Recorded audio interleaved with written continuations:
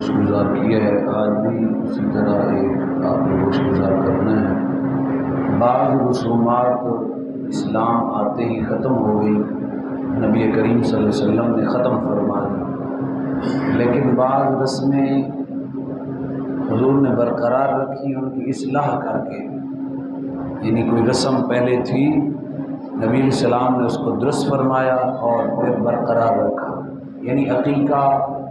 پہلے کرتے تھے لوگ، لیکن وہ جانور ذبح کر کے اس کا خون نکال کر بچے کے سر کے اوپر لگا دیتے تھے،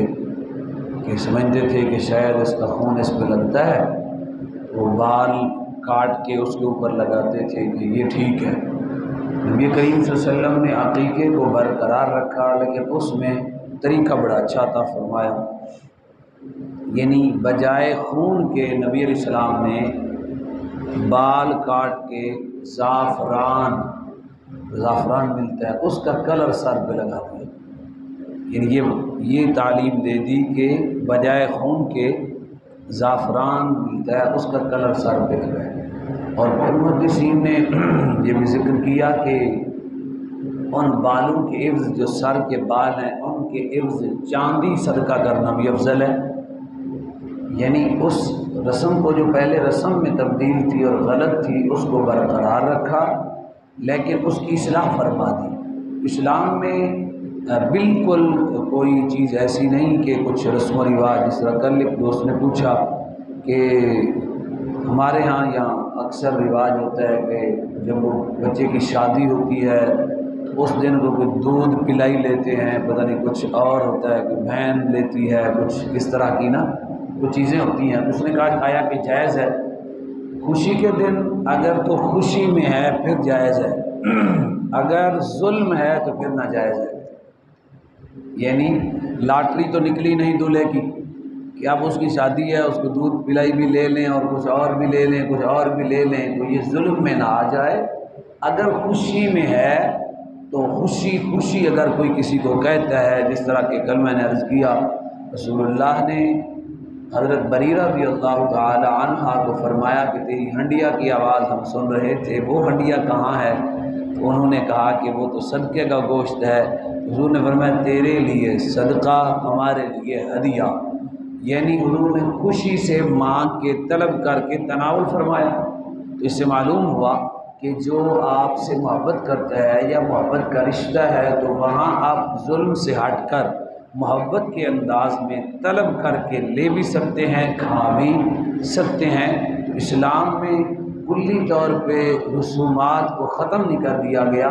بعض رسومات کی اصلاح کر کے اس کو بحث ثواب بنا کے اس امت کو عطا کر دیا گیا، تاکہ وہ رسم بھی جو چند اس کے حصے ہیں وہ برقرار رہیں، باقی جو اس میں زیادتیاں ہیں، ظلم ہے یا غیر اخلاقی چیزیں ہیں، ان کو ختم کر دیا جائے، اخلاق کے دائرے میں رکھ کر ان کو جائز قرار دیا جائے۔ اسلام میں تمام تر رسومات حضور صلی اللہ علیہ وسلم نے ختم نہیں فرمائی، بعض رسموں کی اصلاح کر کے ان کو جائز قرار دے کے ان کو درست کر کے امت کو عطا فرما دیا ہے۔ جیسا کہ ولیمہ ہے، نبی کریم سے پہلے کچھ اور طریقہ ہوتا تھا، لیکن نبی علیہ السلام نے اس کی اصلاح فرمائی، فرمایا ولیمہ بڑا برکت والا ہے جب دولہے کی شادی ہو صبح کے دن، لیکن نبی علیہ السلام نے فرمایا شر الطعام طعام الولیمہ یدعى لها الاغنیاء ویترک الفقراء۔ تو نے فرمایا بدترین وہ ولیمہ ہے